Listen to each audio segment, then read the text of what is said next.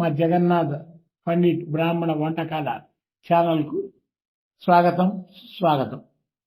మా ఛానల్లో మీరు అనతి కాలంలోనే ఆదరించబట్టి మీకు ఇంకా ఎక్కువ వంటలు చెప్పాలని చెప్పి తాపత్రయంతో ఇప్పుడు ఇది జనరల్గా అందరు చేసుకునేదే, కానీ నేను చేసే విధానంలో మీరు చేస్తే దాదాపు ఒక 5 రోజుల దాకా ఇది నిల్వ ఉంటుంది.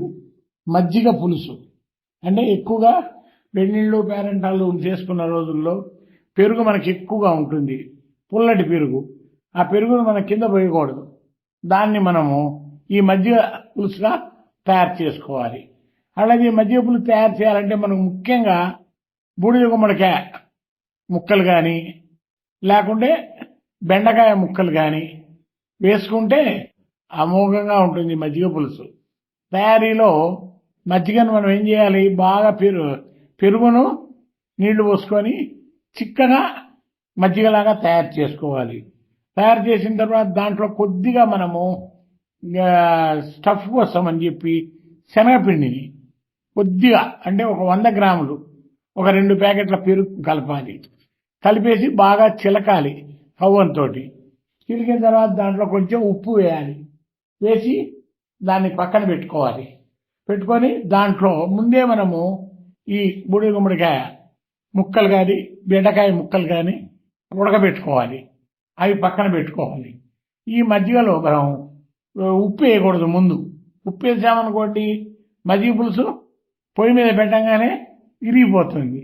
అందువల్ల ఉప్పు వేయకుండా పచ్చిమిరపకాయలు బాగా ఒక 10 దంచి దాంట్లో వేసి కొద్దిగా ఇంగువ కూడా వేసి సన్నని సెగ మీద ఈ మజ్జిగను బాగా బాయిల్ చేయాలి.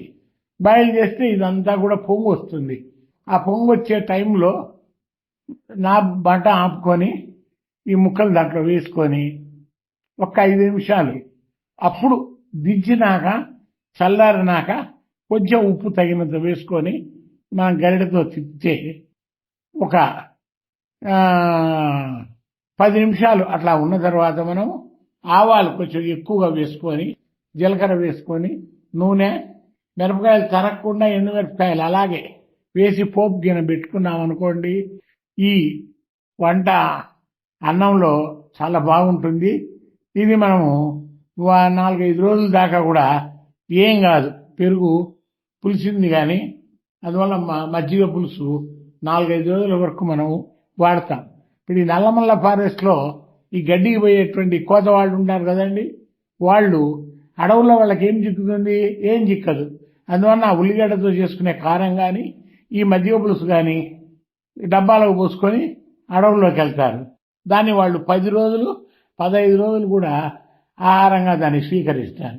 దీనివల్ల సైడ్ ఎఫెక్ట్స్ ఉండవు, ఫ్యాట్ ఉండదు, ఆరోగ్యానికి కూడా మంచిది, తినడానికి కూడా బాగుంటుంది, వేస్టేజ్ కూడా ఉండదు.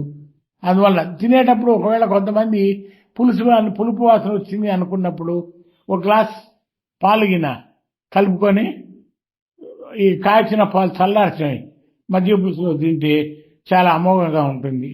కాబట్టి ఇది కూడా మంచి వంట. ఇది కూడా పూర్వంలో మా గిద్దలూరులో మా గ్రాండ్ మదర్ ఉండేవాళ్ళు, కుందుర్తి సుబ్బరామయ్య గారి భార్య కుందుర్తి లక్ష్మీదేవమ్మ గారని ఆమె ఇది తయారు చేసేది.